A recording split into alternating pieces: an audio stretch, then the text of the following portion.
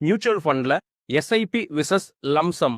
இப்போ இன்னைக்கு ஒரு குழந்தை பிறந்திருக்கு, லம்சமா அவங்களோட அப்பா ஒரு 1,00,000 குழந்தை பேர்ல இன்வெஸ்ட் பண்றாரு அப்படின்னா 18 வருஷம் கழிச்சு at the rate of 13% rate of இன்ட்ரெஸ்ட்ல அவங்க இன்வெஸ்ட் பண்ண அமௌண்ட் 1 லேக் தான், பிளஸ் இன்ட்ரெஸ்ட் 8,02,000, டோட்டல் அமௌண்ட் 9,02,000 இருக்கும்.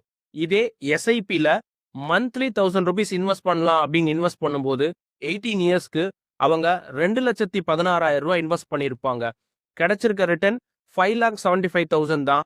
ரெண்டையும் சேர்த்தும் போது 7,91,000 தான் கிடைச்சிருக்கும். இதே எக்ஸ்பெக்டட் ரிட்டர்ன் 13க்கு பதிலாக 20% இருந்ததுன்னு வச்சுக்கோங்களேன், லம்சம்ல கிடைக்கிற ரிட்டர்ன் 26 lakhs வரைக்கும் இருக்கும். பட் இதே எஸ்ஐபியில் கிடைக்கிற ரிட்டர்ன் 16 to 17 லட்சமாக தான் இருக்கும். நல்ல டிஃபரன்ஸை புரிஞ்சுக்குங்க.